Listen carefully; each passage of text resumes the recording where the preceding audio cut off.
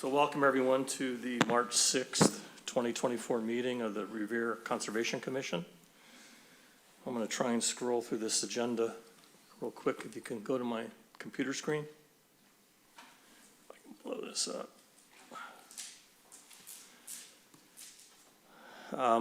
We have a continuation of a notice of intent for 100 Arcadia Street, a notice of intent for a proposed two-story addition for 175 Rice Avenue, a notice of intent for 102 Summer Street for the demolition of an existing shed landing and an in-ground pool, an RDA for 16 Dashwood Street, an RDA for 28 Rice Avenue,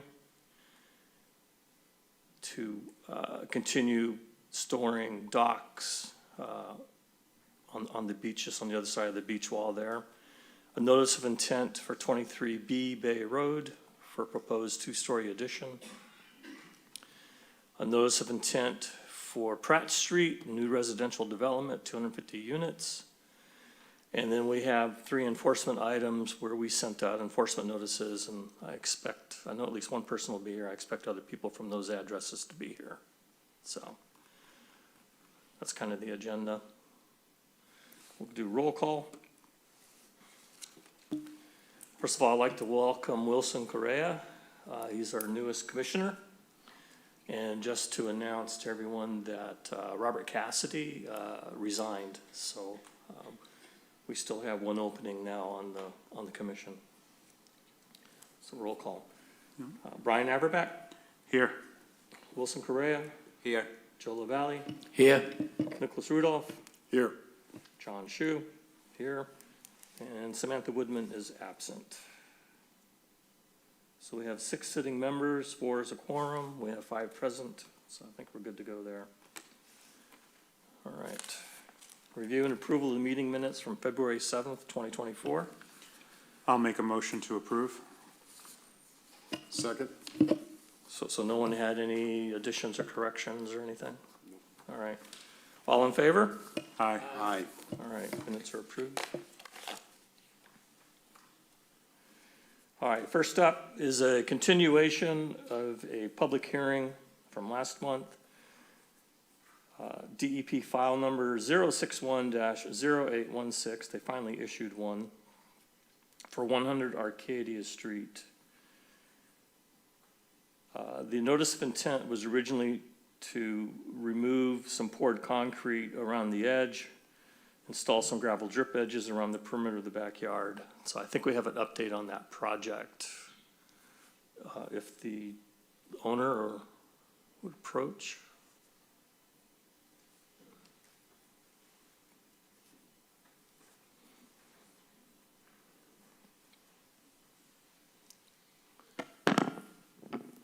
Maria Raftales, I live 100 Arcadia Street, Revere. Ms. Lorena gonna explain the project.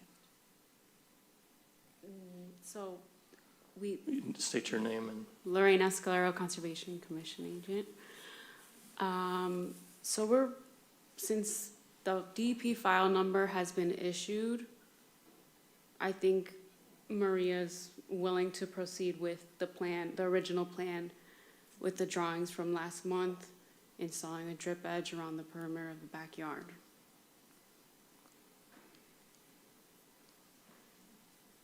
So we had discussed a different plan than that, and moving the drip edge from the one side over all the way over to the right side of the backyard as you face out the back. And then based on that, you said that she was willing to remove all of the concrete in the backyard because that was cheaper. I changed my mind because I looked for another contract. Can you speak over closer to And me? I'm sorry, so can you tell them? Yeah, so I think she tried to see if she could remove the entire concrete, and it came at a higher cost. So we did not submit the revised plan of doing the work on just the side of the backyard to the DEP, so that'll probably be will be needed to be submitted to the state? I mean, I can submit that plan if, at the time of the order, if the commission were to approve the different work.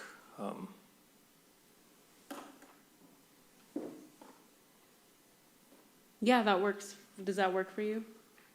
If are you gonna agree to do the work with just the side? So could you clarify again what that work would involve? Did I send that drawing to you? Yes, you did. Can you like blow it up on the screen? So this is 3 changes of the mind in a short period of time.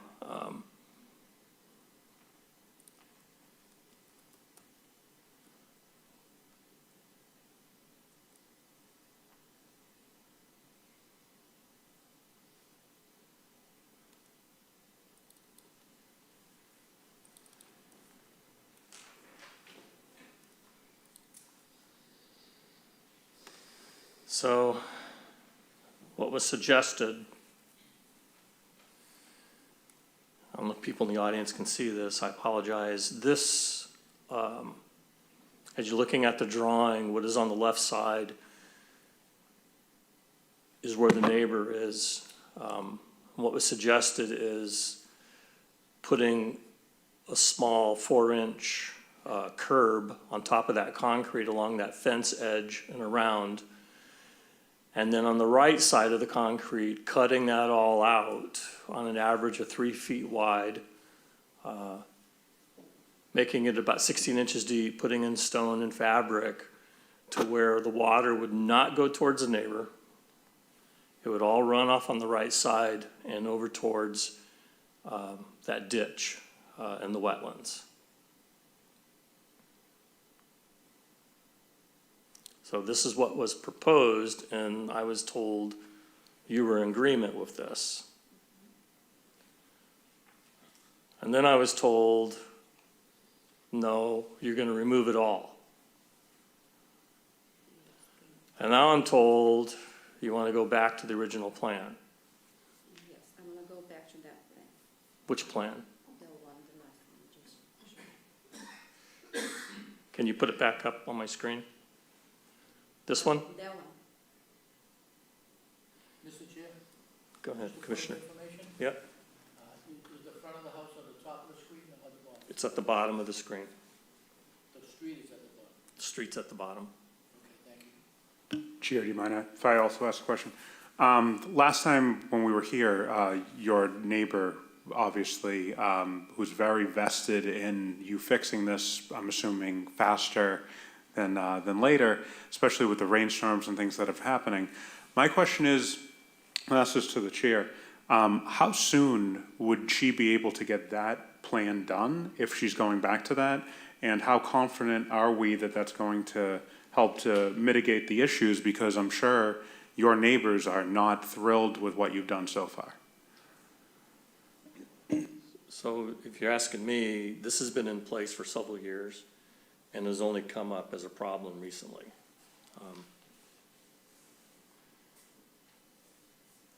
This will address your typical 10-year rain event. We've had way more than that, a lot. If you go walk that whole area, the ground is all spongy around there. Behind this was all spongy, the sides are all spongy, everything is spongy. Everything's saturated in the city of Revere from all the rain that we've had. This would keep water from flowing off the concrete and push it over to the right side. If you get a lot of rain, you know, everyone's getting water. So could I ask how, as far as what your feelings are on this, is how satisfied do you think you would be with this plan that she wants to go back to? And is there any way to put some kind of time contingency on it so there's no more changing minds, things like that? Because I know the neighbors are not thrilled about this, and I think it's something, if I was a neighbor dealing with this, I wouldn't be happy. So If we do this through a notice of intent, they have 3 years. 3 years. We can do it through an enforcement order, because remember, we started off, potential notice of violation, we had a plan. If we did an enforcement order, how long would she have to do this before there would be some type of fine or something? Well, it would have to be some reasonable amount of time to line up a contractor and then get it done, so probably, I would think sometime this summer. So do you think 3 months is enough time? I don't know. I haven't gotten any quotes. Then I would ask her, how long, I can't do next month, I can't do next month, no, because it's gonna cost me more than $5,000. I understand. So I try, to do something cheaper, because I'm not rich. I don't have money to do this kind of job. It's So gonna if you cost were- me- gonna if you were cost me given a more than 3-month timeline- $5,000 for me. I call so many company to do that kind of job, and the cheapest is $5,000. I understand you know? that. I just put So myself in the that's shoes of your why neighbor. I was planning to break everything, but it's gonna cost me $7,000, That's why I back to this, another plan. So if you were given 3 months to complete this, how confident are you that you'd be able to do it? 3 months, Yes. that's good, yeah. So, Chair, I would ask that that is part of the plan, is a 3-month timeline, because I feel this is something that is causing a lot of harm to the neighbors. So, to do this, we would have to have you withdraw your notice of intent. And you can do that verbally here. And then we would issue an enforcement order telling, this is what you're gonna do, and you're gonna do it in 3 months. Well, if you give the payment before 3 months, I can do, For What's that? example, I can do next month, You can? Well, I have to do it, right? So I have no choice. So I mean, I think if some members of the commission are willing if to you give up guys to give 3 me 3 months. months, if I can't do it 1 month, I prefer do it in a month. No, I understand that, but I mean, it's one of those things that I like to put myself in the shoes of yourself and put myself in the shoes of affected by something. And I've had conversations with the neighbors that have been affected by this, and I feel, Just never be affected. okay. I think the owner's really willing to start the work within a month, that's what she's saying. So So 3 months. would you like to withdraw the notice of intent to be able to proceed with the work? Yes, I can do the work next month. Okay, so can you verbally state that you are requesting to withdraw the notice of intent? I requesting the what? To withdraw To withdraw from the notice of intent. from the notice, whatever. You guys understand, my English is not good. I don't speak in public, so I'm just here to finish this. I'm tired, and I'm so upset with all this. Can I talk for a minute? Upset about I just said I don't speak in public, but I have to do that. All this situation happened because I have so much issues inside, issues of rat inside my house. I sent a picture of a big rat I sent to her last week, a big rat, inside my house. I have 2 little girls, all this situation just because I want to cover the hole around my house, all this, So do you guys prefer me to live with 2 kids inside the house, live with a lot of rat inside, Yeah. I have issue. I called so many times in the city hall to help with that rat. They never call me back. They never stop over there to help with that. So I want to finish this. I have no time. My little girls right there, they have school tomorrow. And I can't sleep, I can't sleep because all this situation. I stay up some night because the rat get inside my house. The kids scream middle of the night. I have to get up, I have to take care of them. Sometimes they sleep with me. As a single mom, I work all day, and I have to stay up at night because of the rat, because, I try to cover holes around my house, and my neighbor complain, because of that. So did, So I want this finished. I'm sorry, but I'm so tired. I'm done. so you're still You guys getting rats can- in you your guys- house? If you guys can give the permit, I can do this next month. Are you still getting rats in your house? Yes, I spent so much So money. what you did did not work. No, because, she made me stop the job. I put concrete between my house and her house, and she called the police for the guys. You guys know the story. And the guy have to stop. The place, where the rat still come, there's the place have no concrete. I cover, I buy cement, I buy concrete, I cover the hole, and Oh, they wait, go wait, there wait. and Excuse get me. inside. Yes. Everyone will get a chance to speak if they want to speak, so hold until then. Yes, Um, and I spend so much money, buy concrete, buy Yep. everything to stop them getting into my house. It's still getting. If you have the picture, you can show them. It's a big rat like this. They go inside my house. They eat my food. I throw away so much food. I'm a single mom, and I work so hard to support my kids, and I have this problem, these issues with the rats. Okay. So So what, I ask you, give the permit. I can finish this job next week. I have to borrow money for some friend. They're gonna help me with this money to pay the company to do the job. That's all I wanted, nothing else. Right. so if you agree to this plan, it will allow you to keep 4 inches of the concrete on the one side of your house, so you have to cut some of that back. And then you'll make the Yes, I modification will, in the back. I will. That I should will. keep all the water from normal nuisance rainstorms off the neighbor. And then we'll see from there. We will issue an enforcement order. It'll have a timeline in there, along with this, for you to do. And if you don't meet that timeline, then you would be subject to fines, and whatever else we would have to do. So, but it sounds like you're willing to start right away, so. Yes, Okay, I want to finish that. all I right. want to finish, and that's it. I want this to be done, Like I said, I have some space without concrete. I want to still put a concrete under the wall to cut the hole, That's it. I'm gonna cut it, everything out. The one is between my house and her house, but I still want to put it, I think it's this space like this. Put a concrete on the wall. So- That's it, This be- way the before rat you- not get in anymore, because I had issues when I bought that house, before I put the concrete, I have that kind of issues.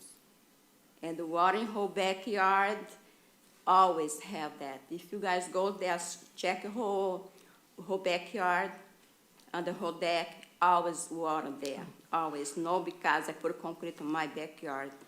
Before I put concrete in my backyard, always have water on the whole deck. Mice come from there. 2 snakes, I don't know if it came from there or not, but 2 snakes came to my backyard. Okay. So, All right. Before you pour any concrete or do any fixing, I would check with permitting, building inspection, before you do anything new. All right, so you're going to withdraw your NOI. We will issue an enforcement order, and then we'll follow up with you when you complete it. Okay? all right. All right. Does anyone else have anything they want to add? So you can come up, state your name.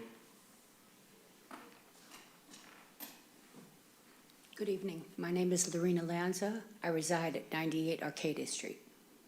First of all, I was not informed of tonight's meeting. I didn't receive a letter or a phone call from anybody. You were here last meeting, though, right? Yes, I And we was. told you we'd be continuing it tonight? Yeah, Yeah. had no knowledge, I forgot all about it. First of all, we all get water in our yards, okay, as we discussed before. She had a lot of water, I get loads of water. As far as snakes in my yard, God knows what's in our yards, okay? Second of all, she's talking about the holes that I didn't let her fill up for her rats. In between our alleys, that day she filled up her side of the concrete, and she was going all across the whole alley. I stopped her from going to my side, my property. She had her whole side filled to fill the rat holes, or whatever it is. Her side is all filled. So according to, I stopped her from filling the holes for her rats. I did not. Her whole side is filled. She did her job on her side. As far as the rats in her home, that has nothing to do with me and her filling the concrete. The water in her yard, she put the yard all concrete because she got water. That has nothing to do with me either. Now, she's talking about the original plan. I don't even remember what the original plan was, okay? She wants to continue to put the 4 inches to fill the holes in the alley. As I just said, it's already all filled up, supposed holes. It's done. So to remove how many inches in the alley of the concrete that she had, it's still gonna drip off and go under my house. As I said the last time, my house is sinking. As far as the yard, and she can't afford to dig it all up, well, she afforded to put it all in, and I can't imagine what that cost, $5,000, $6,000, $7,000 to fill that all in. So she found the money to do that, but not the money to take it all down and chop it up. I don't remember what the first plan was. What was it that now we've changed it 3 times? So you've only seen the first plan. I You don't weren't aware remember of these the other second changes. van, the third plan.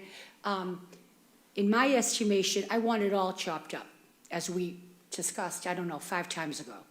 I want it all, no matter what you do in there, okay, it's still gonna drip off into my yard.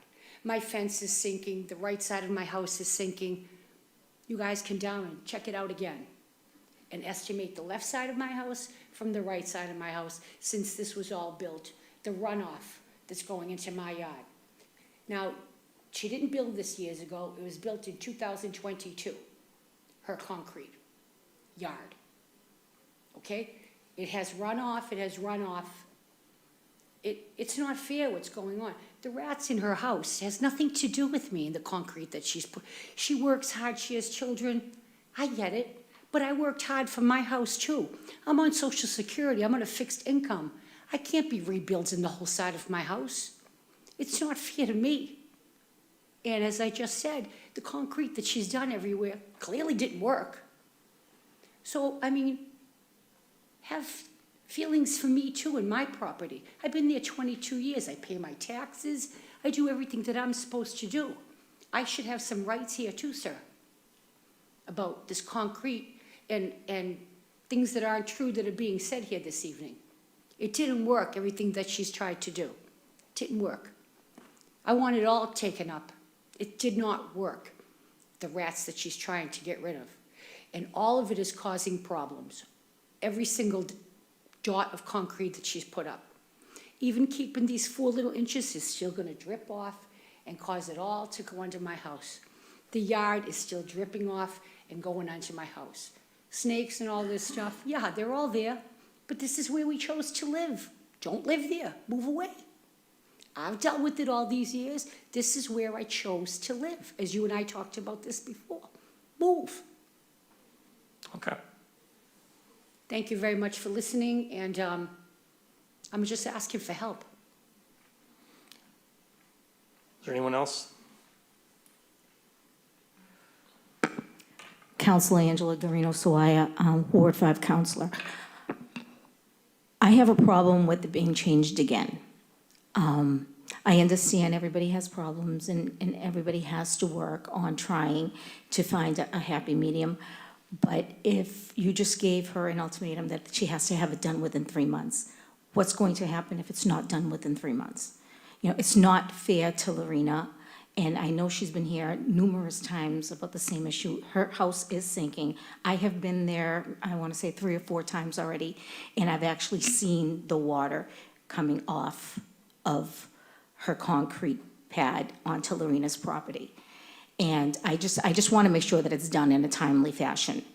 And that 3 months that you gave her has to be abided by, not come up to you again and say, no, I'm not going to be able to do it. As far as the rats are concerned, I can work with her with the 311 and try to get a solution to do the rats, to get rid of them. Thank you. So to answer your question, there's an enforcement process. It's not easy. We would have to go before city council and city solicitor to start that process. So typically we try and work with all the parties to come to some reasonable solution and get them back into compliance.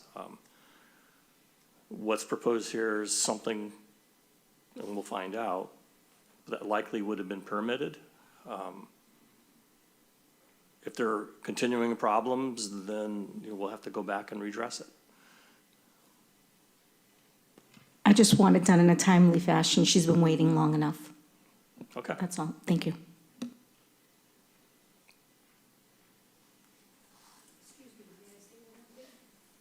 All right, make it quick.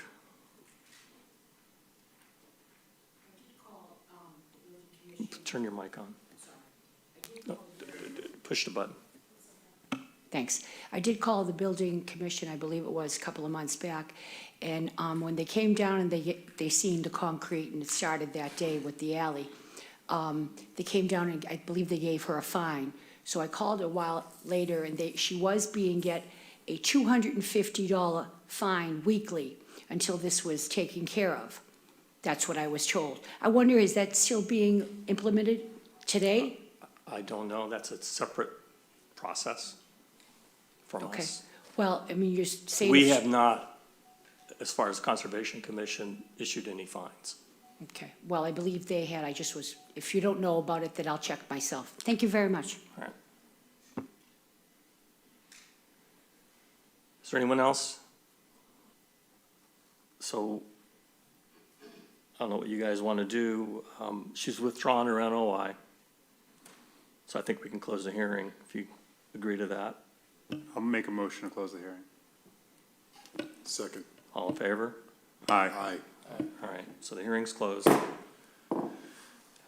Now it just comes down to enforcement. I would recommend to the board to stay in line with the 3 months, to add that as the timeline.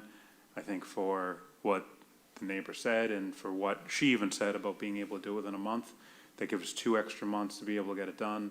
Otherwise, the 3 years of the NOI, I think, is untenable for that neighborhood. So that would be my recommendation to the board and what I would support, but I'm just one vote. I would agree that we would give till June 30th, hard cutoff date, and it'll be done by then, but as she said, it'll be done in a month anyways. So I think that, lead times for things that you can't foresee, we need to give a little bit of a cushion, but no more than 3 months. I agree to that, and if working with the contractor or something change, just keep us updated, and then the neighbor updated, just if things come up, but I think we gotta be fixed. Anything else from any of the commissioners? So we would need a motion to issue an enforcement order with those conditions. An enforcement order goes to the DEP. So I'll make a motion for that. I'll second. All right, all in favor? Aye. Aye. So I hear 3, Joe, 4, all right. That passes, so I'll get that drafted up and we'll get that out as an enforcement order, so, okay? All right.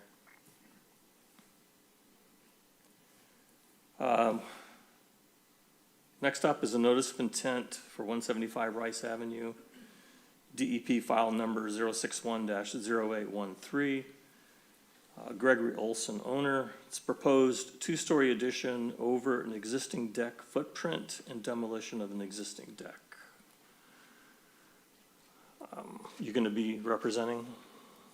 All right, I'm going to go ahead and open the hearing. The returning champion.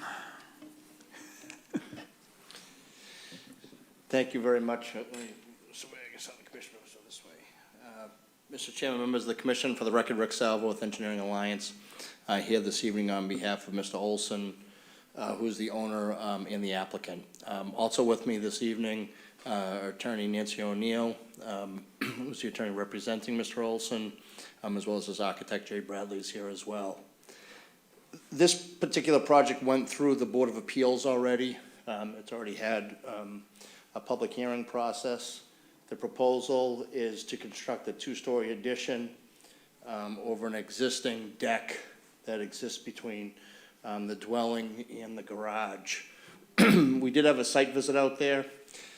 This is in floodplain, land subject to coastal storm flowage. It's also a barrier beach. It's the end of Point of Pines, as everyone knows, is a barrier beach. So it will be elevated on sonotube piles, with the exception of an elevator. There's an elevator being installed. So the elevator and the access to the elevator will need to come all the way down to be able to access the garage level. The FEMA requirements allow certain things to be below the floodplain, certain enclosures. So three things that are allowed are building access, storage, and parking. So in this case, we'd have about 65 feet of enclosure, pretty modest area in here that would house the elevator and the access to the elevator to make it a weather-tight situation. The remainder of the entirety underneath that addition would be opened, would have a gravel bottom, walkable surface, obviously, to the garage, but still gravel impervious. So any water flowing through would, just like it does today, underneath that deck, would be able to flow through underneath the addition and meet the performance standards. So that's essentially the proposal. It's a relatively small project. So I guess I'll turn back to the commission members for any questions or comments. What kind of elevator system are you going to be utilizing? Is it going to be some sort of hydraulic with oil, or is it going to be more pneumatic? What are we talking here? It's a traction elevator that is... Why don't you come up here and just give me your name and address. Jay Bradley Architects, 403 Franklin Street in Melrose. It's a traction elevator, so the the motor is on the top of the elevator and it pulls it up, so no hydraulics or anything like that. That was my only concern. Thank you. Any other questions from the commissioners?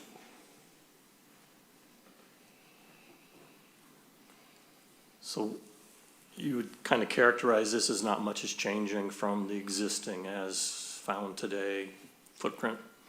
Yeah, correct. So, as far as the floodplain is concerned, which is the resource area that we're primarily concerned with here, it's the same. The only alteration of that floodplain would be the about 65 square feet of enclosure for the building access. But everything else will be opened and able to flow through unrestricted. Okay. All right.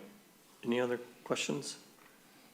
Any questions, comments from the audience for or against the project?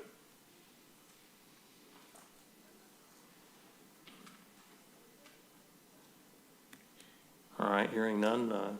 You guys okay if we close it? Make a motion to close the hearing. I'll second. All in favor? Aye. Aye. All right, hearing's closed.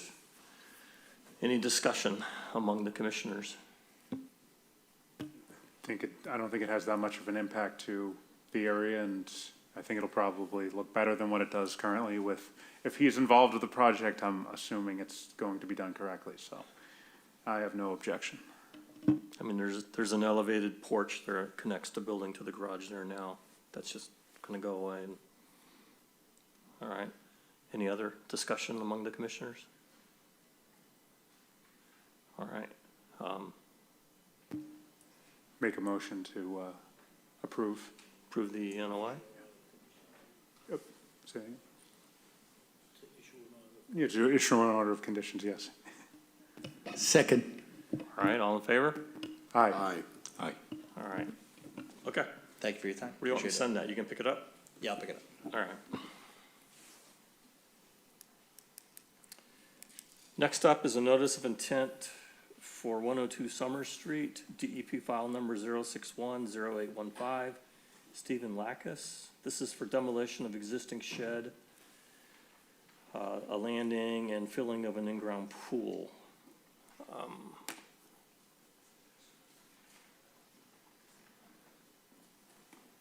So I'm going to go ahead and open the hearing.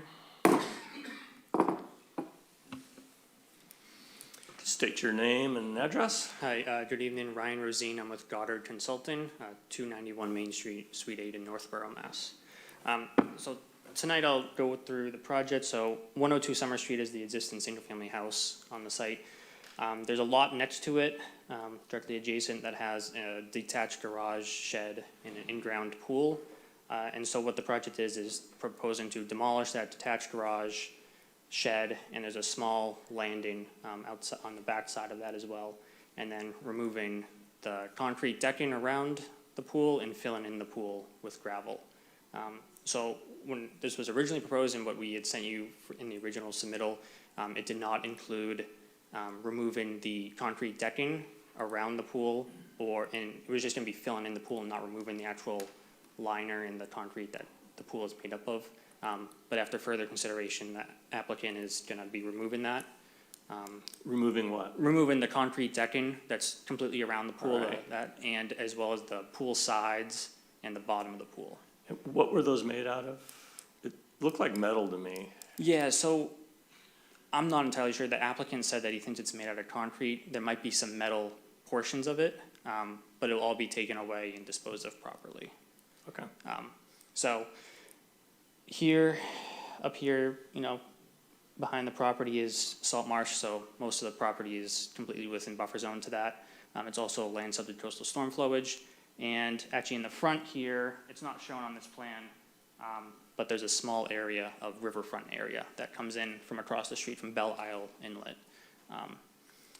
But that's all impervious surface within, basically the whole yard and property is impervious surface. So it's a major reduction in impervious surface, and we feel that, no impacts to the buffer zone. It's going to be actual improvement, reducing the impervious. And so once they fill in the pool with gravel and loam, it will then be, it's proposed to be lawn as it currently sits. So if there's any questions the commission has, I'd be happy to answer. So the question I had is on the garage. Is it only the street level structure being removed and they're leaving? No, so the whole thing is going to be removed. So I know a few of you were on the site visit, those who weren't, so it's a little interesting. So the garage level, it's a one single car garage, street level, and then there's basically a level below it. The yard is at, basically 10 or 12 feet below the street level. So the whole structure is going to be removed, so there will be about a 10-foot approximately, drop along there. So the applicant is going to put in a temporary but suitable railing or fence to prevent, anybody who's walking down the street or cars or anything from, potentially falling in. Or So what is the wall comprised of then? I'm not entirely sure. It might be part of the garage or the structure. So then that part wouldn't be removed, and then the slabs that the garage sits on and the shed sits on are not going to be removed. At ground level? At ground level, yes. And, yeah. So I guess my concern is, are they leaving a dirt wall? Or is it a rock wall? Or is it a concrete wall? Yeah, that part I'm not sure of, but I do see that concern of if it's a dirt wall, the potential for collapse, or Yeah. even if it is a brick wall or anything like that, So that I don't have the answer for right now. I can probably get you that answer. I'm not sure if the applicant actually knows what is, made up of that area. But Okay. Commissioner? So if we issue this order and you begin the removal process, and you find that there is nothing to retain the street once you take the structure out. I don't want a situation where we're going to have the street collapse in on the person's yard and then making that part of the area inaccessible. Yeah. So I'm not really sure how to proceed on this one. I don't, so my feeling is we don't really have enough information yet to vote on it. Right. If it's just dirt, it's concern of the street support, it's concern of erosion and sediment being carried off. Yeah. There's, yeah, I totally understand that concern, and I personally did not think of that, prior to this. So thank you for bringing that up. So I can find that answer out for you. I'm not sure if, like I said, the applicant actually knows what's, at that side, but we can, From what it appeared, it seemed as though there might be concrete retaining it. that's what I would assume when they were building it, it seemed like a, but is that sufficient once Right. all the other supporting walls are gone? yes, yeah. Joe? Mr. Chair, isn't there another agency in the city that would have more expertise in this area, or would have a say, like the building department or the building inspector? I don't feel comfortable making a judgment on. Yeah, I don't think we have enough information yet. Should we push this off to the next meeting, giving them enough time a month to? Yeah, I mean, are you Yeah, I okay? mean, if Yeah. you guys, if you're not comfortable voting on it, we'll have to continue. So we'll get those answers for you. We can reach out to the building department. I believe they'll probably have to get a demo permit anyways from the building inspector or building department. I'm not exactly sure of the regulations for that, but, Yeah. we can reach out to them and try to figure that out before the next meeting. Yeah, I mean, the demo permit would be held up by us anyway. Yeah. So. Yeah. So if you're okay continuing, we'll do that. But since we've opened the hearing, if there's anyone here that wants to speak for or against that project?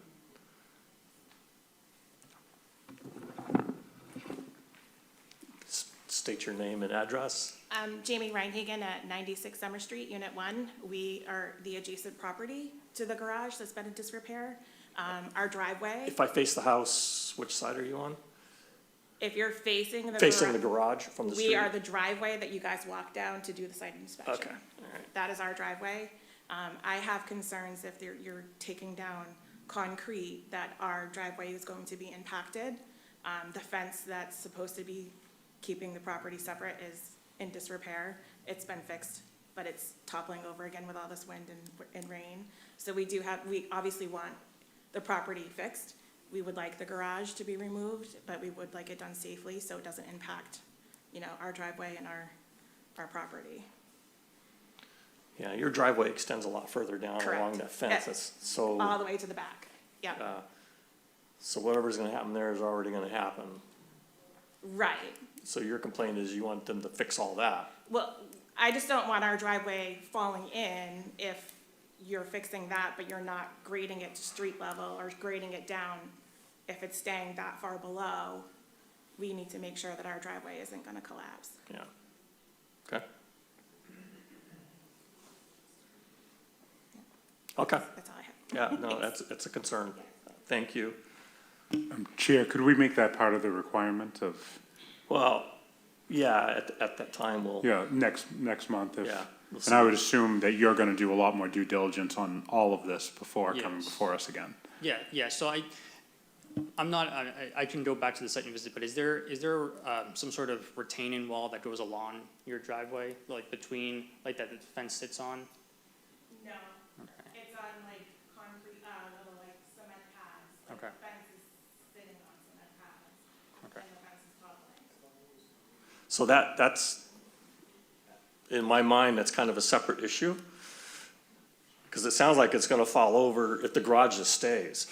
Right, no, it's not necessarily the fence that's my concern, it's the support that the fence is on is all crumbling underneath where Right. the fence is. That's happening whether the garage goes or stays, right? Right, but if they're gonna level, I just wanna make sure that it's being graded down properly. Our driveway is graded down properly. If Yeah. it's just, you're demolishing the garage and you're leaving it 10 feet below, Right. that's a So- concern for us. So that's our question too, Yeah. is we don't know how they're gonna finish that. Right. What's remaining, is it, yeah, okay. Right. Okay, Yeah, all right. So this would be a continuation? Yep, that's And You can go online to see the agendas if this comes up next month, or if they need another month, we'll have it Will posted. it say on the agenda if it's being continued? Because we were here last month and it was continued, we weren't aware. Yeah, So- so we put the agendas out a week before, Okay. and then they get canceled, and Right. it's, Okay. yeah, So I'll keep an eye out. okay. Thank you. So yeah, I might go back to the site and, check on some of those things and then get some more information for you all. Maybe, do the due diligence part and figure out, the questions that you all brought up, concerns that you brought up, so. Do any members feel like they need to go and see its site again? I would definitely like to go take a look at the site again. If you wouldn't mind, I'll reach out and we can schedule something Sure thing, to yeah. go out there. Absolutely, yeah, that'd be great. Sounds good. All Thank right. you. Okay, so we're gonna continue this, and, Okay, okay, sounds good, thank you very much, all right, appreciate the time. thank you.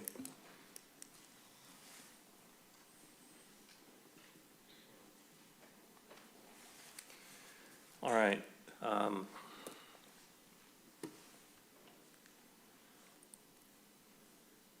next up is let's see.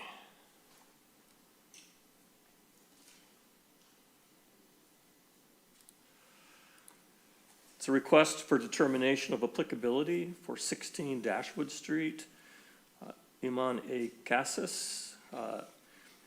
They want to utilize the existing foundation underneath an existing porch to construct a 5x8 addition to store a boiler. So currently the boiler's inside a little room off the kitchen, and they just want to move the boiler outside on the porch. There's no disturbance to the ground. It's in the floodplain, but there's no disturbance to the ground. They're using the existing porch foundation, going to enclose basically a 5x8 room.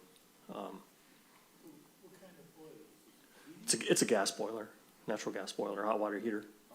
Yeah. Hot water heat and hot water heater for domestic use. So, let me see if I can pull up, the drawing here.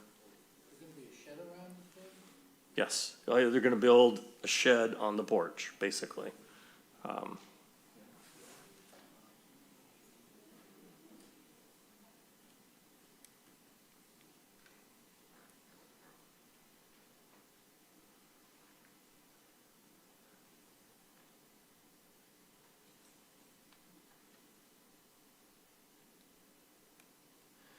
Lorena, did you send those drawings? Is she here? Sorry, yeah. Hold on.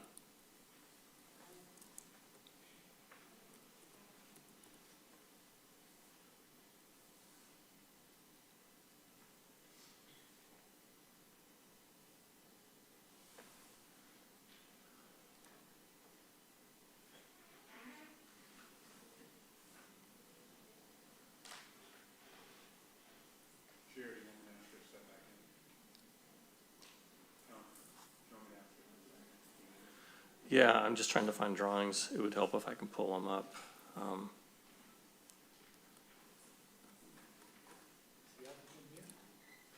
Yes.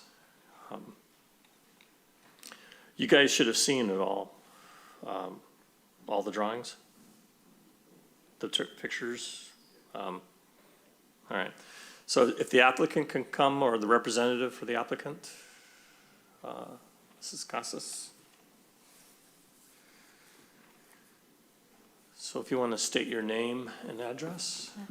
My name is Iman Casas. The address is 16 Dashwood Street in Revere. As you mentioned, we need to enclose a part of the deck, the back deck, to relocate the boiler and the furnace and put it outside of the kitchen, because technically it's in the kitchen, inside the kitchen. So they've been through site plan review. What they're requesting is a negative determination of applicability, because they're just putting this out on their back deck.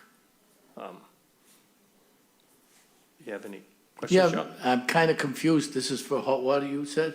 It's a hot water boiler, natural gas for heat, and it's a hot water heater. Wouldn't it have to be, the They'll have to shed have meet- to be insulated? and The shed will be insulated, they'll meet code, but that's building inspection department, Okay, yeah. I will say this, you won't have to worry about carbon monoxide from your stuff burning on the insides. That was pretty Yes. ingenious, actually. Yeah, actually, it's a hazard for this to stay inside the kitchen, and I have children, and my husband is disabled, and he has couple surgeries in his brain. He has the brain injury, and I always have like lot of concerns about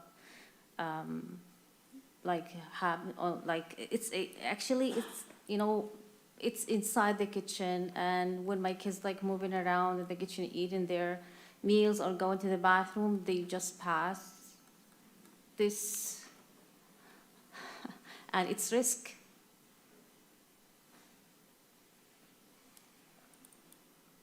I'd make a motion to the chair if we're ready to vote that. It sounds like no-brainer on this one.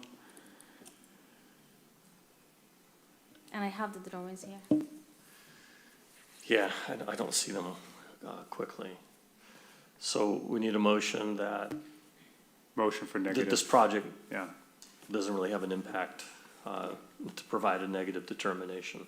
I'll make a motion for a negative determination. Need a I'll second it. Second, all in favor? Aye. Aye. All right. Good luck. So we'll mail that next week sometime, and you'll need that for the building permit department. Thank you so much. I appreciate your time. All Thank right, you. thank you.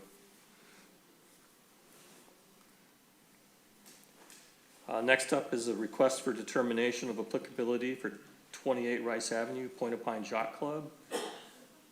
As they've done in the past, I think this would be the third time, they've requested a negative determination of applicability to store 19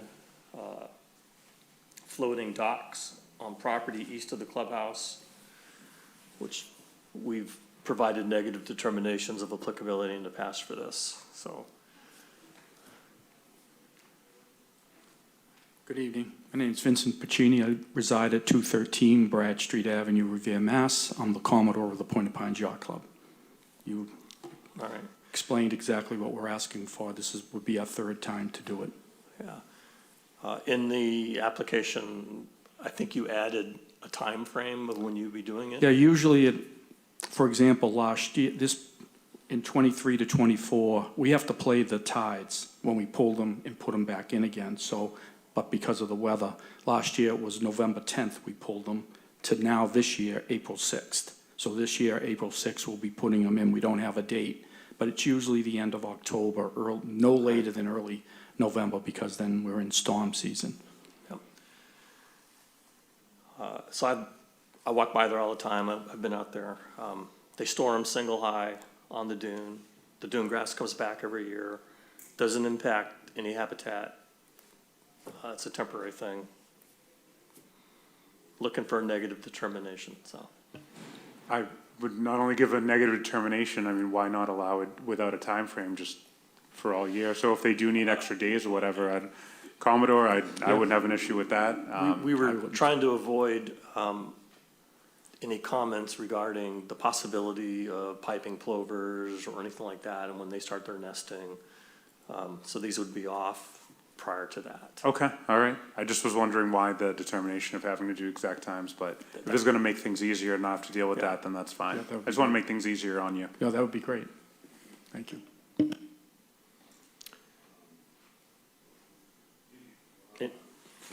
So I'd like to make a motion for a negative determination with this.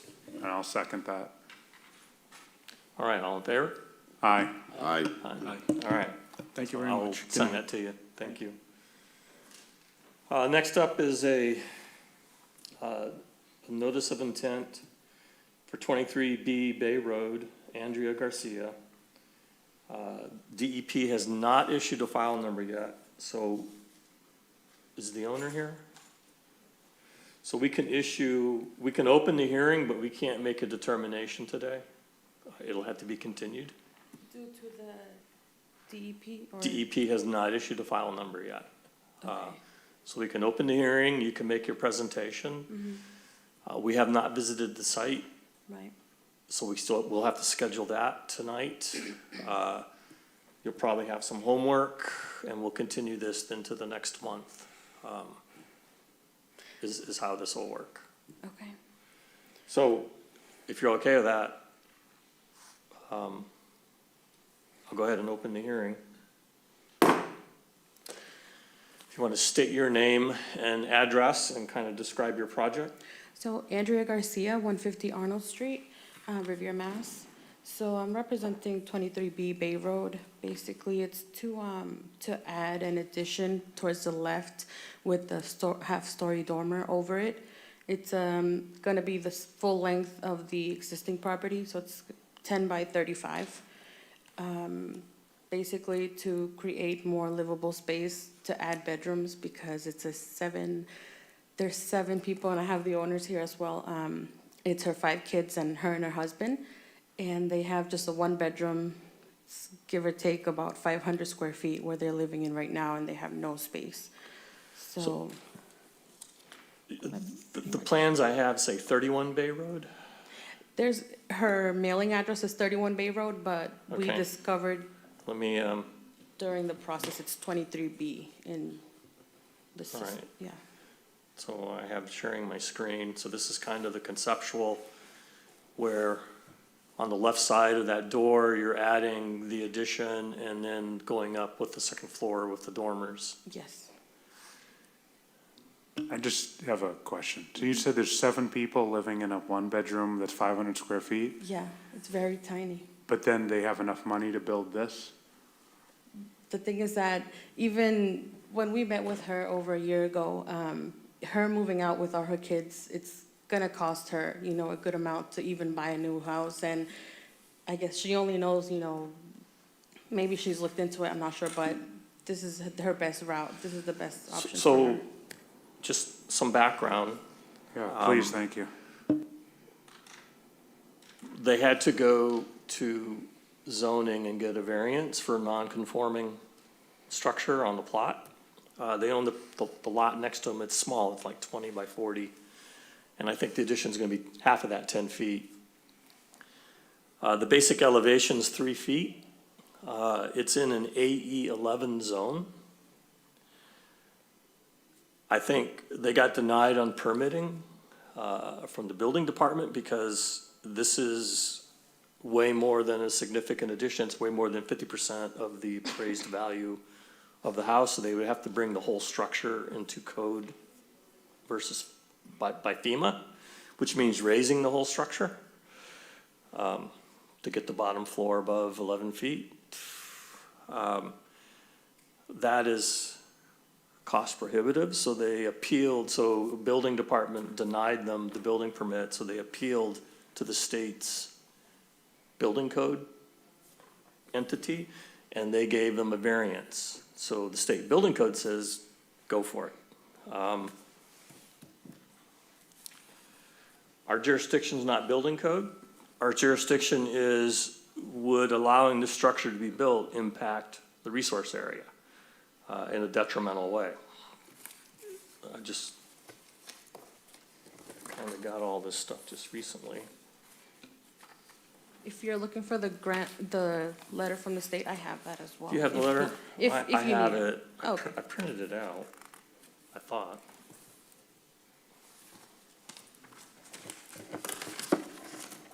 Yeah, I'll pull it up.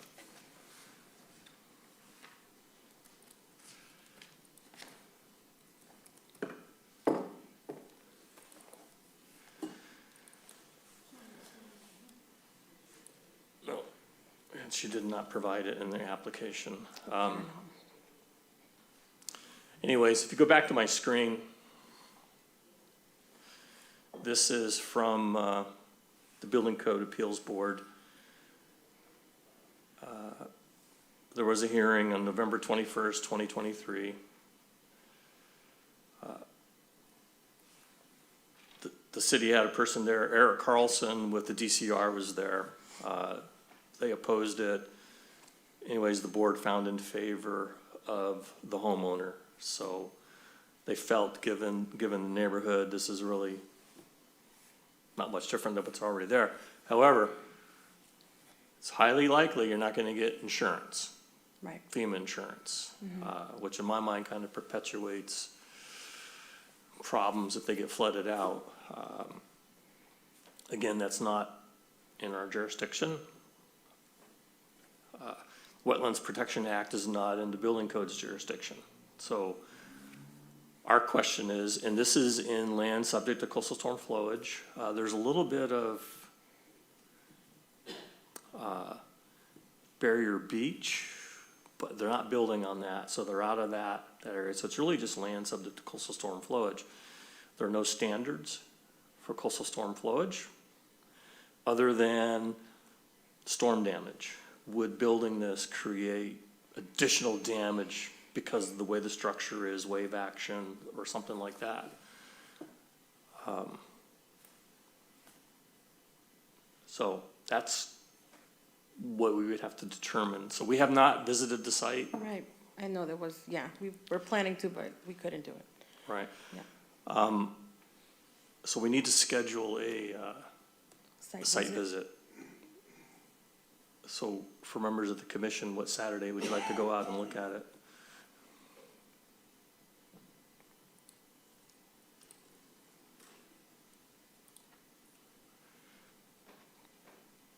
Our next meeting is April 3rd. Typically, we go the Saturdays before, but I think this one, you know, we'd be okay going the 16th or the 23rd. What are your guys' calendars?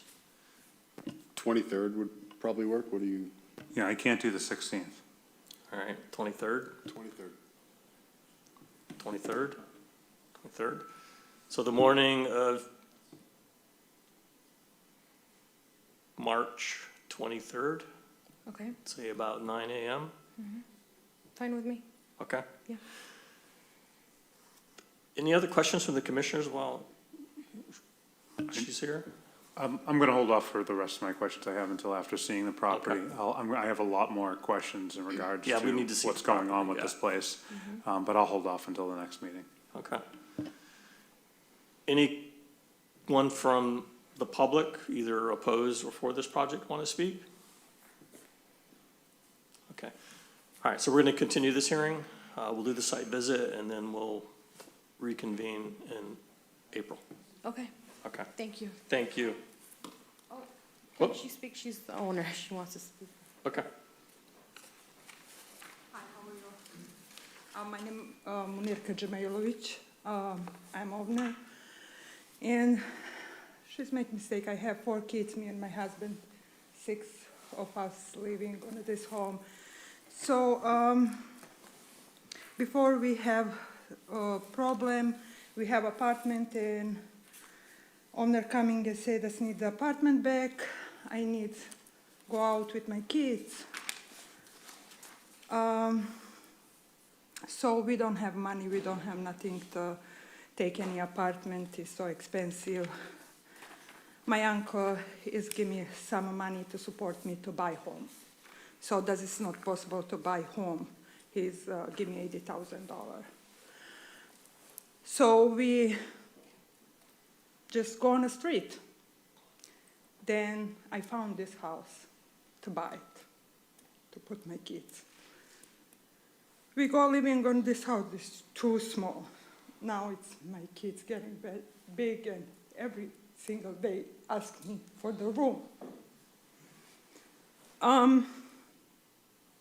So I looking to build, but I don't have money.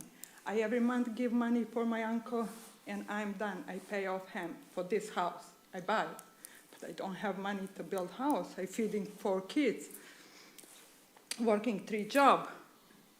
Then again, I asking my uncle to give me money. He's give us money again. A little bit tough, but he's give us money to build this house. Then we start to doing again, to build it. So I don't have any choice. When we come before on a meeting, one guy told me, "Why you don't buy a house?" I tell him that I count everything, I try everything that's not possible. I can't buy house $500,000 with my 4 kids. I just can't give payment because my uncle, if I late, if I don't have money, he's okay. If I don't give him money like every single month, you know what I mean? Yeah, so my only thing was, just out of curiosity, was looking at the plans for that, that's at least a $500,000 property to be built. I mean, so you don't think that's, I think it's a lot less or a lot more? A lot less. A lot less. Just based off of the pictures that we saw, it looked like it would be a lot bigger of a structure, that it would cost a lot more than that. Yeah, no, No? no. Well, still, I'm just, I can't wait to see the property and, No, I understand yeah. everything. I understand. I just want a little bit explain situation. Sure. It's I appreciate that. Life is very hard, so I don't have other choice. That's the No, only listen. choice I have. It is this. well, we hope But that, every single day, my kids ask me for the room. All of my kids sleeping on one room, 3 boys and 1 girl. And That's me horrible. and my husband sleeping on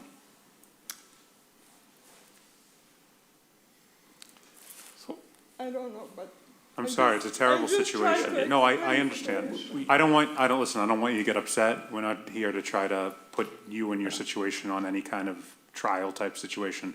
But we're obviously having to approve the project. When we go to see it, that'll answer a lot more of those questions. So until then, I mean, I think we just kind of like hold off on everything. But, our goal as a commission is to try to help people and get the process moving along. So as long as it's within code, as long as it's following all the regulations, there's no reason for us not to approve it and to move forward with it. But to get to that point, we just got to make sure everything's done correctly.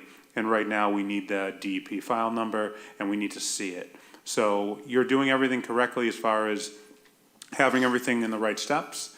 And we're going to do everything we can to try to get things moving forward for you. It's a process. Sometimes it takes long, but Yeah, that's really I understand as a father myself. I get it. And, it's something that I hope that moves fast for you and things go better for you in the future. Yeah, my kid is very good in the school, honor roll, and I feel a little bit don't give my kids more, I respect that. As a parent, I get it.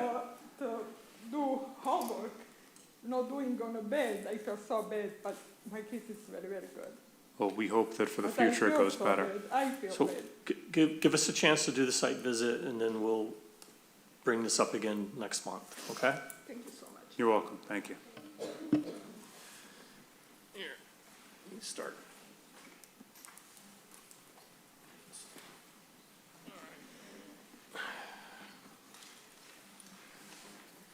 All right, still got a lot to go here. Next up is a notice of intent. DEP has not issued a file number yet. This is for 21216 Pratt Street, 418 Winthrop Ave. This is a new residential development of 250 units. I'm going to go ahead and open the hearing.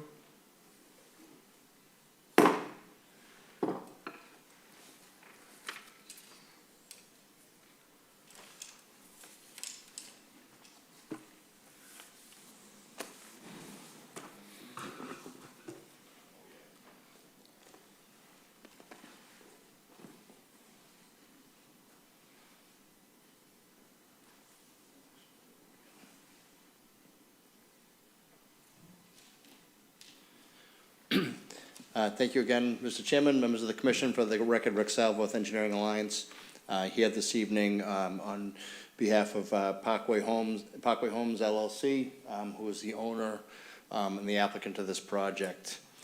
The owners of Parkway Homes are here with me this evening, as well as their attorney, Nancy O'Neill, is also here. This project recently went through the PUD special permit process, plan unit development, through the city council. Did receive approval through the city council. So we're now on to the next step, which is to come before the Conservation Commission. So this is the former Lee Trailer Park It's located on Pratt Street. It's also located on Pratt Place, and also located on part of Revere Beach Parkway, along this side of the project over here.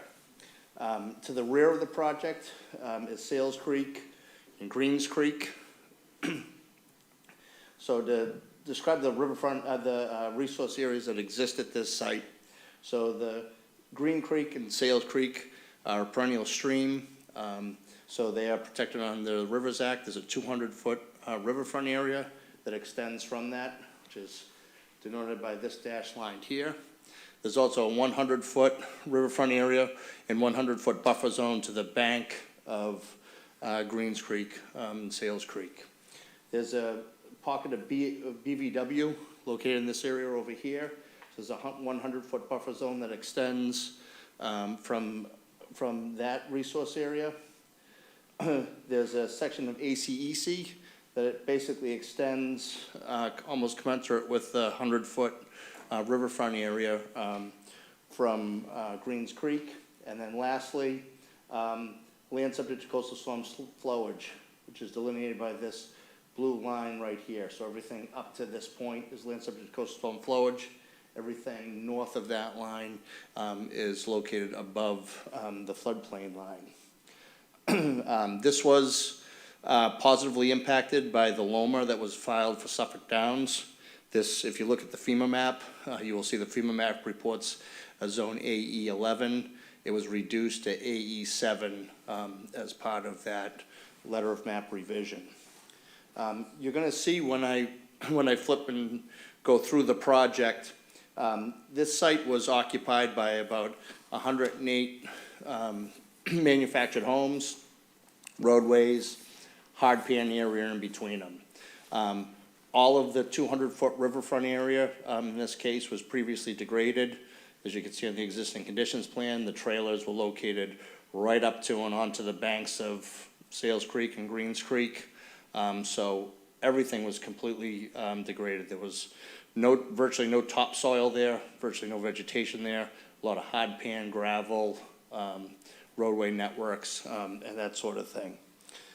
You'll see that the project is going to exist in this half of the site. So very little of the proposed project is located within the resource areas. I'll show you in a minute. There's a small portion that's located within the outskirts of the 200-foot riverfront area, and there's a very small portion that's impacted by land subject to coastal storm flowage. The remainder of the work in the rear portion of the site includes the removal of the trailers. Most of them have already been removed from the site. And the back portion of the site isn't really the subject of this notice of intent, but for the removal of the trailers. And the applicant during the PUD process has also agreed to get in there with some equipment where they can without hurting any of the resource areas, and remove as much debris and trash as they can from this portion of Greens Creek and Sales Creek, which would be a big improvement to that area anyways.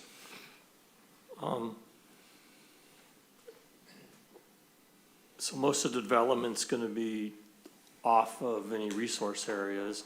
Are there future plans for the land that's not being developed? Because Right now, there's no future plans for it. I'm sure it will be developed in the future, whether it be developed by this applicant or another applicant. We just simply don't know yet. But there aren't any development plans for the area between the limit of our proposed development and the creek, other than cleaning up the debris that's in the creek and trying to, make it a more meaningful resource area. yeah, it just a comment. It seems to kind of open the door to, well, you got all this already. What's the big deal of putting all this here? Well, and anyways. Well, I hear what you're saying, but obviously there's still resource areas. Any work that would occur within those resource areas would still have to go through the same level of scrutiny. You could see the areas that are really under the commission's jurisdiction is this area right here, which is within the outskirts of the 200-foot riverfront area. And then there's a little teeny piece right here that's in the 100-foot buffer zone And that's also a little area that hits the land subject to coastal storm flowage. So what the proposal consists of is the construction of a 250-unit mixed-use building. There'll be a commercial space in the front here, likely a convenience store or something like that. Access to the site will be primarily off of Pratt Street, although there will be an access point off of Revere Beach Parkway. Access will be around the site and also from Green Street to an exterior parking lot here that contains about 52 cars. And then there's parking under each one of these buildings. 7-story structures. There's a large landscape amenity over in this area over here. Flip the page. Stormwater runoff from the site. All the stormwater in the current condition flows from north to south, basically from the parkway down towards the creek. There really are no stormwater controls on site right now. Everything pretty much flows unmitigated straight into the creek. In the proposal, there'll be there'll be 4 subsurface infiltration facilities. Stormwater will drain to the low points, which will be equipped with deep sump hooded catch basins. Those catch basins will discharge into water quality units, then into one of those 4 subsurface infiltration facilities, which handles all of the stormwater that's generated from the site. So all the stormwater gets captured, treated, and then infiltrated back into the groundwater. So it's a significant improvement over the quality, the rate, and the volume of stormwater runoff that eventually makes its way into Sales Creek and Greens Creek. I have a quick question for you. So obviously, anything you guys would do based on what was there prior, as someone who lives very close to that area, is better than the pit that it was. But it's a well-known kind of polluted area, wasn't well-maintained, sort of how in my head, how Wynn overdid the Monsanto plant to be the casino. I kind of in my head think of the land here kind of being as polluted as, maybe not as polluted as Monsanto plant, but somewhere in that same realm. Is all of the land being treated? Are you going through past the top part of the soil and down and through the water? How much work is going to be put into making sure that the land and the water in that whole area, you're not just building over stuff that's should be removed? So you know, I mean, obviously you're comparing a chemical factory to a trailer park. I don't think the ground has that level of contamination that existed in that particular project. There was a fair amount of contamination with the asbestos that was located in those trailers. That's all been properly abated and dealt with through the DEP, and most of that stuff's been removed from the site at this point. So in terms of, I'm not aware of any kind of ground contamination from this site. There's quite a bit of debris that has ended up in Sales Creek and Greens Creek, you know, for however it gets there, whether some of it floats down the creek, some of it gets illegally dumped, or however it gets there. But, you know, this project will include, you know, a good effort of running through at least this stretch of the creek that we have control over, to remove everything that we can see, touch, and feel, so long as it's not going to create any kind of harm to the resource area. Yeah, just to add, like you said, that it will look better than what it looks today. And one of the things I see is and sometimes you don't have control of people's behavior, throwing trash and I understand you don't have control. Are there any plans, like with the maintenance of this building, like keeping the area clean, just to make sure when there is a water runoff, we are seeing a lot of plastic and other things that are impacting Sales Creek and all of these areas? Yeah, I understand it's kind of early in the stage, but it's something that... Absolutely. It's a 250-unit apartment building. It's going to be a managed building, so there'll be staff on site. Obviously, and this developer has built 2 other projects in the city. One's currently under construction at Bennington Street. Other one was at 90 Ocean Ave. They take a lot of pride in the way that they keep their property. So yeah, the difference is now there'll be people there with a specific interest in making sure the property's kept up, that there's no illegal dumping going on. There'll be eyes on it now, you know, 24/7 once the building's built.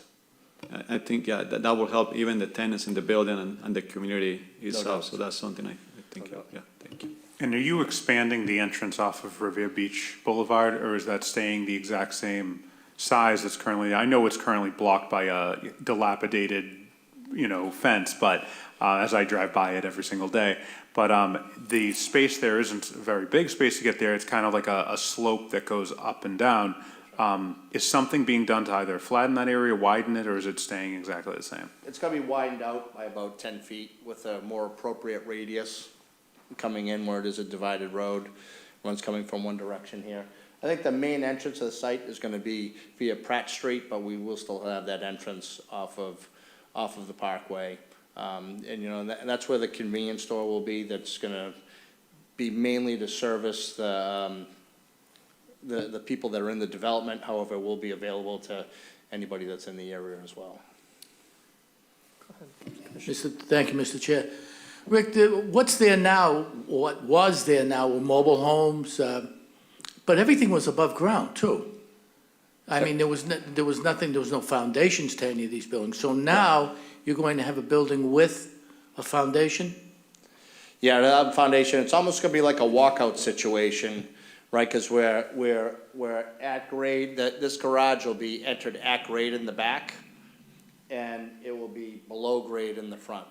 Now, is this going to, having the structure there, will it affect the lack of saturation that was available before, when it was the trailers?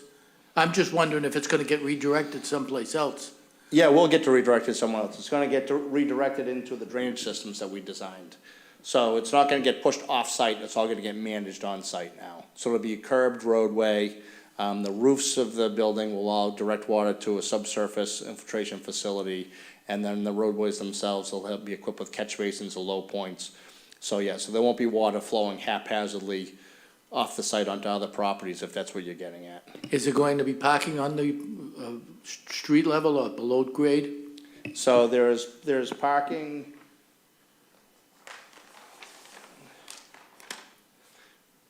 There's parking at street level right here along the Parkway.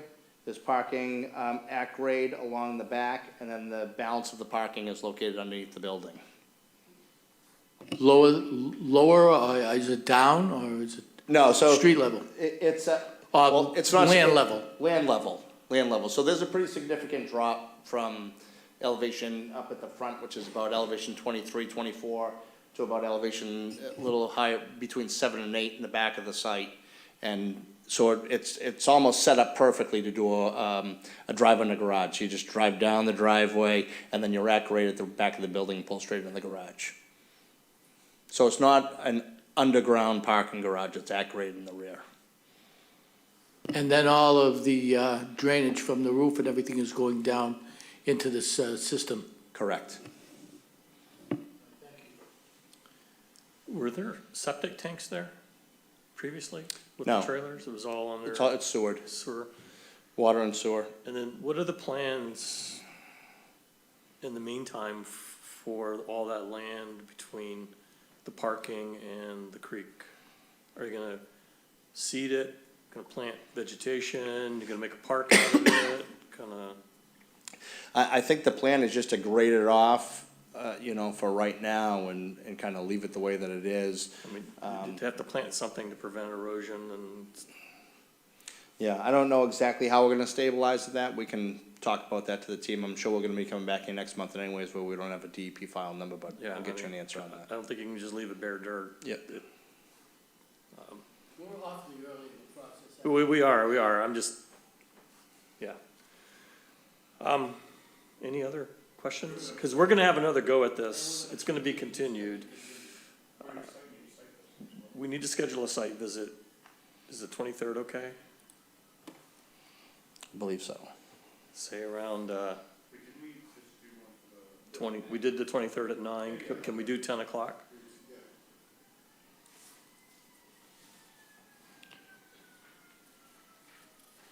a.m.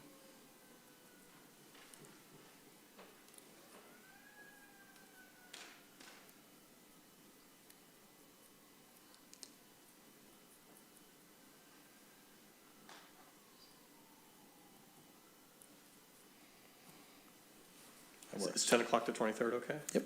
All right, so everyone has drawings, you have the NOI, you can read through it, you can read through the stormwater plan, you can go to Mass Mapper, look at it, do all that before you show up. All right.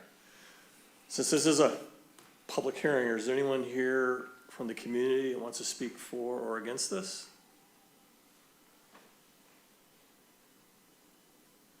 All right, no one, so we're gonna continue it until next month. And we'll see you on Saturday, the 23rd. Very good. Thank you for your time.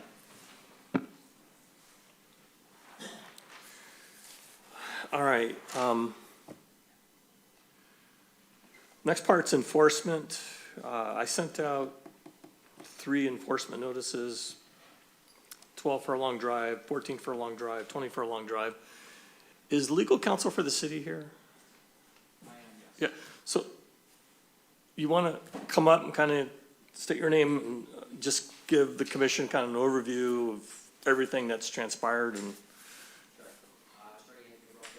you turn your mic on. Hello, everyone. Attorney Anthony Bronco, Counsel for Inspectional Services. I am here primarily to try to connect with the property owners or occupants of this property. We're talking about 3 parcels on Furlong Drive, 12, 14, and 20. There was a site visit at these properties on, it looks like February 12th, 2024. At that time, there was a joint inspection. It was the building department, health, as well as conservation of fire. And so at that time, what they found was a number of different environmental building fire issues, including illegal dumping, pieces of cars, mechanical bits all over the place, flammables. So there's a number of different issues here, okay? And so my intent at least is to reach out to the property owners, if anyone is here, and try to come up with a plan to clean this property up. I'm not sure if anyone actually is here or not. Yeah, we'll find out in a minute. I did talk to someone from 20 Furlong Okay. that represented, I think, the owner. But I have not had anyone reach out from 12 Furlong or 14 Furlong. We'll find out. Is anyone here from 12 Furlong? How about 14 Furlong? That's us. And 20 Furlong?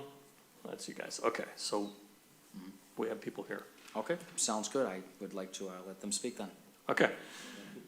So I guess I sent notices out to both, if we had them, property owners and the business owner.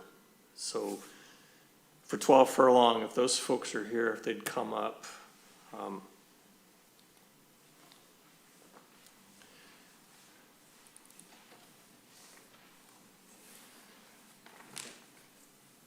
So if you state your name and address? Mario Ciccarello, and I am the owner of the 12 Furlong. Of the property? The owner. Okay, and? And Gabrielise Rodriguez, I'm representing the business, Joshua Recycling. Okay. So you guys received a notice from us. I'm sure you have some more coming. Do you have any questions on that notice? Sorry, I'm short. We cleaned everything up. I have the pictures right here. We disposed of the soap that was in the bins, and we got rid of the dirt that was there as well.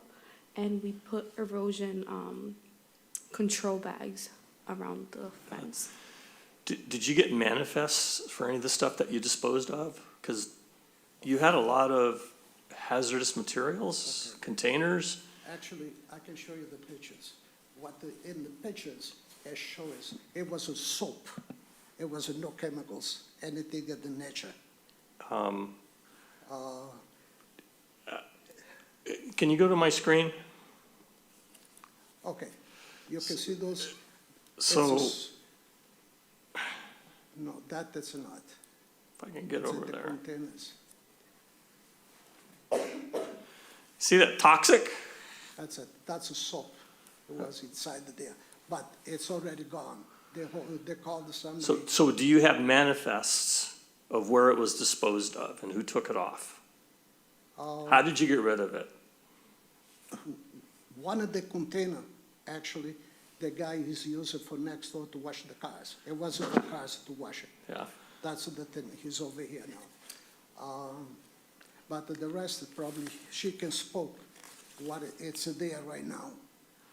Actually, if you can come up to here, you can explain the Yeah. better. I mean, What it was there. He's the guy, I am a landlord. I try Yeah. to So, enforce any problem that's there. Here's the concern. I saw no process, no satellite storage areas. This is only a sampling of the pictures that we took. And I was only interested on the outside of the building. This one container says flammable liquid on it. I have no idea what's in there. I saw oil stains on the ground. How did you remediate that? Come over here, I mean, the stain of the oil on the ground. It was oil, what it was. I don't know what it was, but typically stains like that are oil. Yeah, but I don't use any oil because all my trucks I send to the dealer to, to service. So I don't think it'd be oil that. Yeah, piles of dirt with no controls Yeah. around it. You've pushed dirt all the way up to Sales Creek, and all this stuff, loads and loads of trash in the creek that I'm gonna presume comes from your property, from your operation. I just did 4 pictures because that was, I would have been days doing this. We're gonna need to go back and visit. That's fine. He's in the demolition business, so he has trucks. Yeah. So he knows what to do if it's any cement or asphalt. So he's in the business, I cannot answer the question. So he can tell you what he's doing with that, I don't know. Any questions from the commissioners? of Yeah, this? so are you willing to comply with what we need to make the property? Okay, so, It has the owner, I comply with anything you guys need. But they're trying to do that right now. so I just out of curiosity, who is the one that's gonna be calling and doing all the work? Is it gonna be the tenants or is it gonna be you as the landlord? The tenant.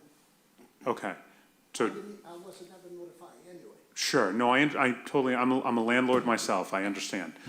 So my question to you as the tenants, do you know what you need to do in order to get this done the proper way?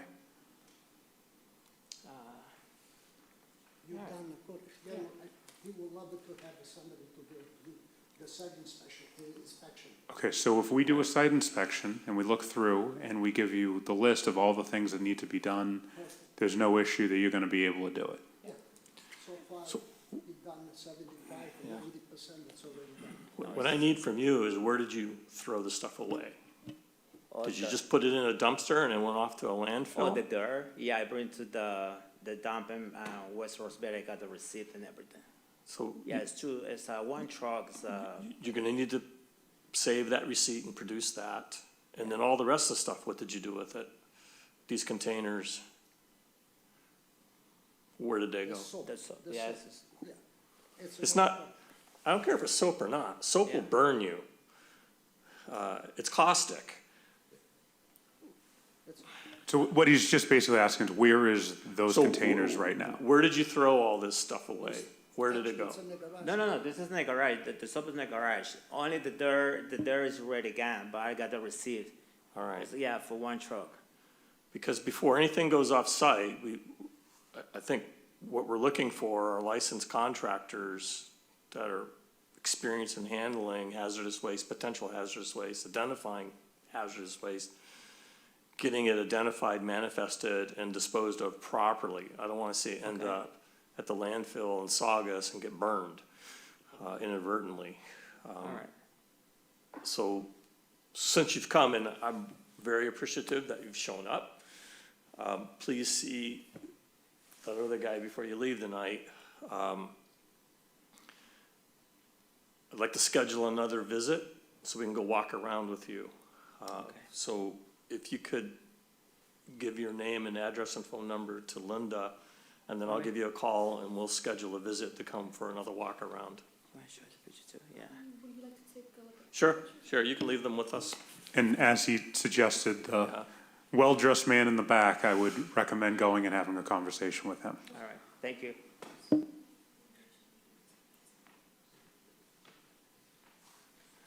right.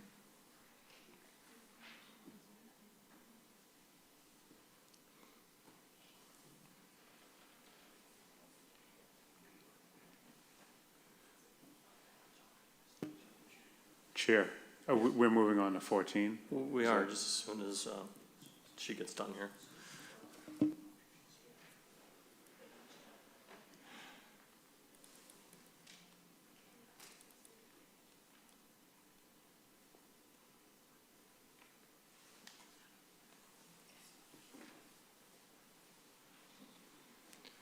All right, are there representatives from 14 Furlong?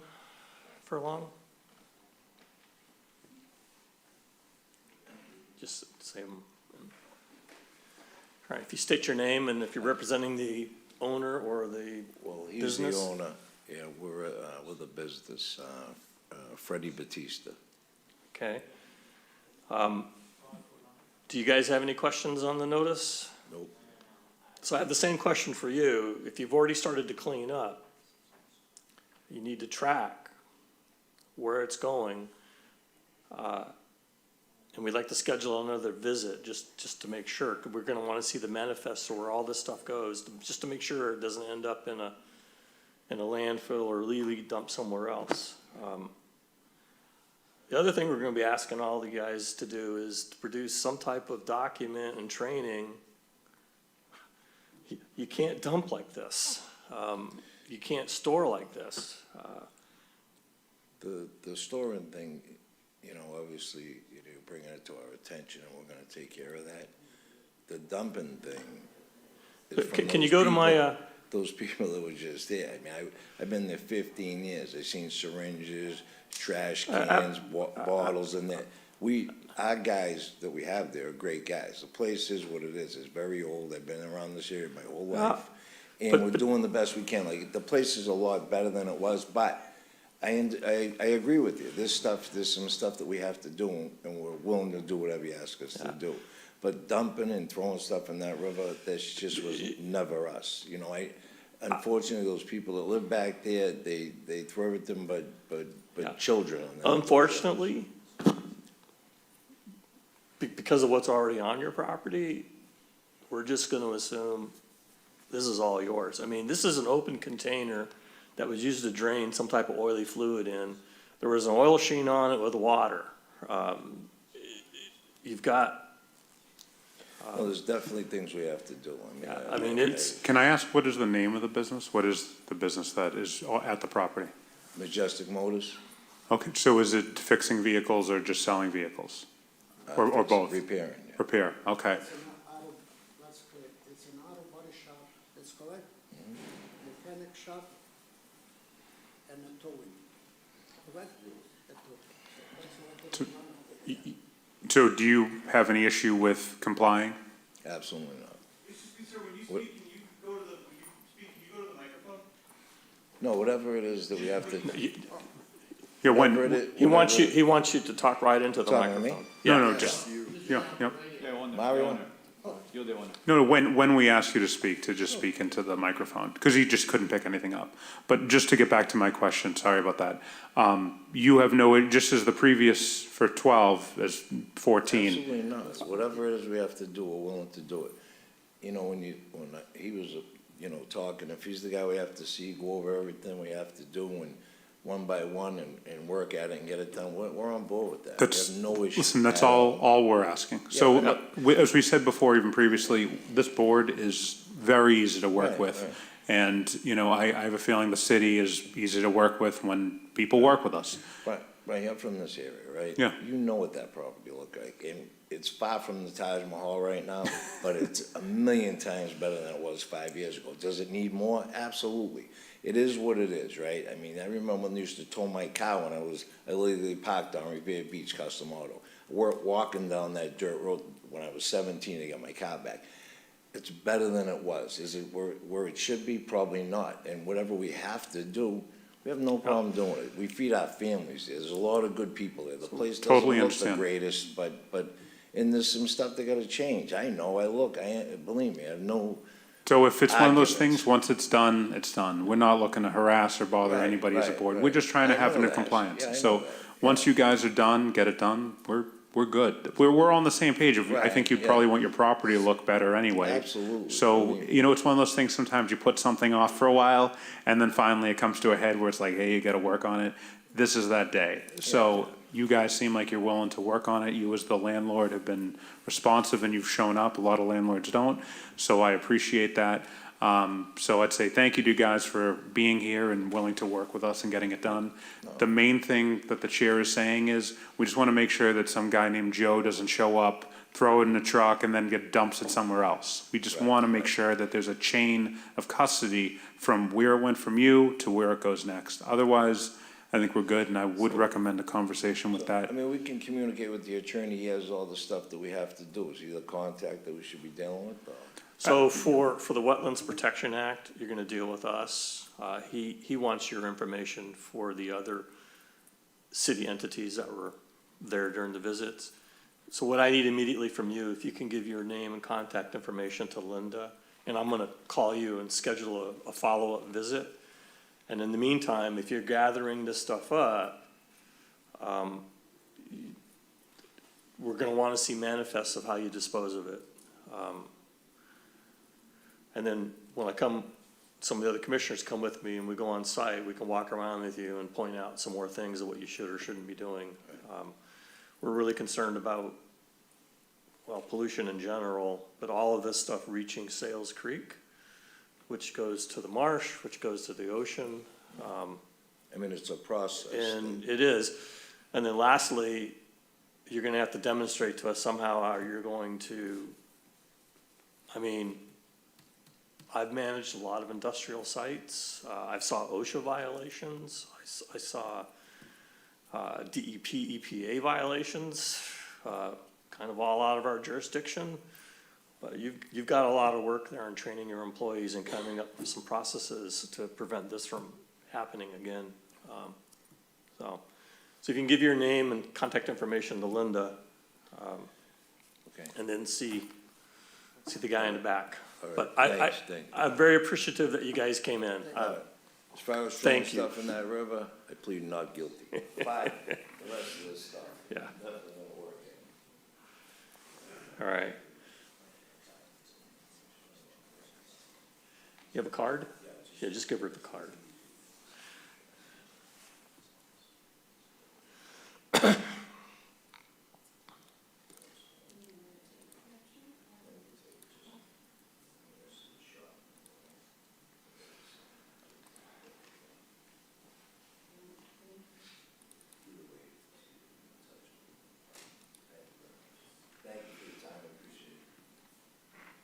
Thank you. All right, 20 Furlong.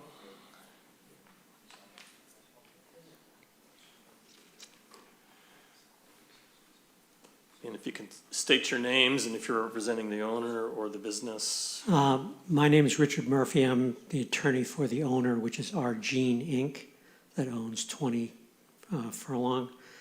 And I'm Joe O'Brien from Capital Engineering Services, also representing the owner. Yeah, we talked on the phone, yeah. Hi, my name's Trevor Moylan. My family owns Argene, so I'm here on behalf of the family, and these are our representatives. Okay, thank you. we toured the site before the meeting, saw the pictures that you took and where they were taken from. We inquired with one of our tenants, Sullivan Tire, and it's our understanding that all of the violations that you took pictures of are from Majestic Motors, which is the abutting property at 14. The property line runs down, doesn't run along the fence line. I was told tonight that it runs down roughly the middle of the driveway between the fence and our building.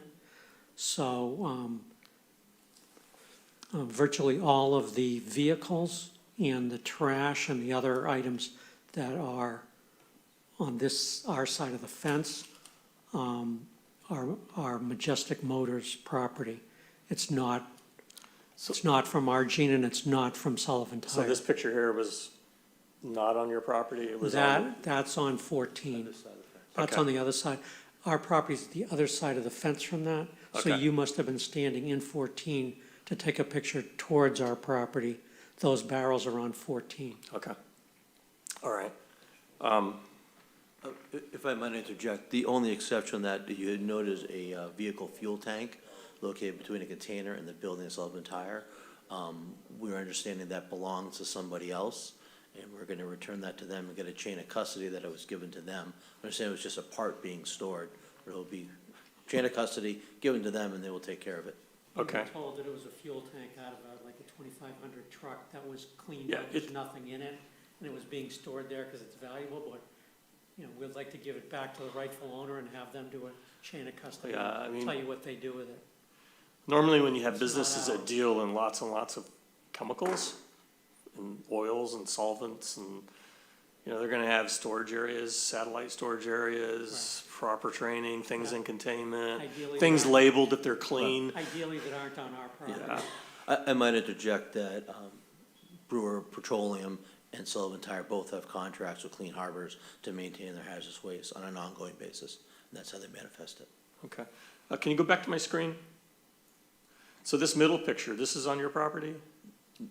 No, the one on the left, sir.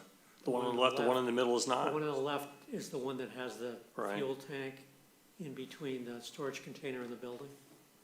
The one on the Okay, left. because I think this picture is on the other side of that container, closer to the Sales Creek. The one picture that's in the middle. Regardless, if we get your contact information, we'll schedule another follow-up visit, and we kind of walk these sites without a representative there, if you will. We were given permission, but so if we get your contact information, and we'll make another appointment and come walk the site. Yeah, and we're gonna have conversations with our abutters and ask them to remove their items. Yeah, so this needed to happen. I think part of it happened because of the stuff that's going on the other side of Sales Creek. So that, it's gonna be good to get this all You cleaned mean the up. proposed development? Yeah, yeah. So, again, I'm very appreciative of you guys contacting and reaching out and coming. We want to work with you, get you back into compliance. We get this all resolved, we will then eventually issue a letter saying you're back in compliance and kind of close it out. We don't try and go to fines or anything like that first shot out of the gate unless we don't get anywhere. Sounds good. All right, good. Thank you, folks. Thank you.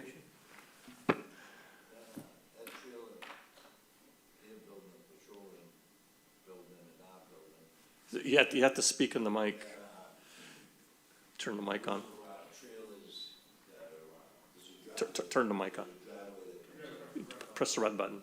There's a driveway that comes in with, to the left, to the right is that Sullivan Tire, then the petroleum building. Those trailers or whatever that thing is over on that right side of the, I don't know if you remember that when you walked in over the right behind the Sullivan Tire. That's where those pictures were taken over there. I don't know whose property that is, but. Okay. All right, well, we'll come back and follow a visit. Yeah, I mean, you know. Probably next week sometime, and, Yeah, I mean, even if that's not our that area, we're willing to help clean it. Yep, We don't, great. we got guys down there, if they need us to move that out, one of our trucks, I mean, you know, even the gentleman that was here before us from 12, you know, we all try to work together. We wanna get that, taken care of, so it looks better, and, you know, you guys don't have to come back down, you know? okay, Thank you. great, thank you. Thanks. You have any follow-up?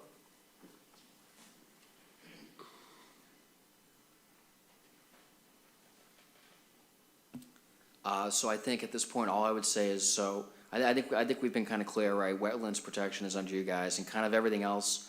I think what I'm gonna try to do is be kind of that contact person for building, health, fire, kind of all those other issues. And so we'll try to keep each other in the loop on this stuff. The city, those other departments are planning on issuing another order, kind of tying everything together, giving them a punch list, you know, all three businesses, right? So that they have pretty clear instructions on what it needs to be done to bring this property back up to code. And so what I'll do is I'll also incorporate by reference these orders I have here, but following your additional site inspections. If you have other stuff, please just let me know and I'll make sure I'll try to kind of keep everyone in the loop on that one. Okay? Okay, all right. Thank you. So you guys good with that plan? We'll do a follow-up visit. We'll have walk-arounds with the representatives. We can point out more things. We'll follow up with another letter. And then, All right, I just need some guidance on that. I will schedule Lorena and I and copy you on the schedule, and then if you're free and can come out. These are businesses, so typically we end up doing this stuff during the work week, during work hours, so. All right. Last meeting, I gave you guys an assignment to review the changes in the Wetlands Protection Act. You need to get your comments to Lorena, so we can get those in.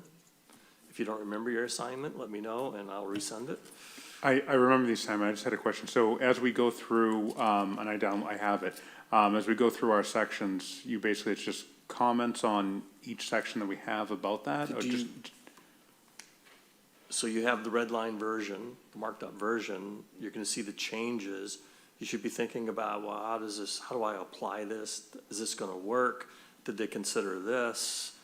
What does this mean? You know, it can be as simple as that. What does this mean?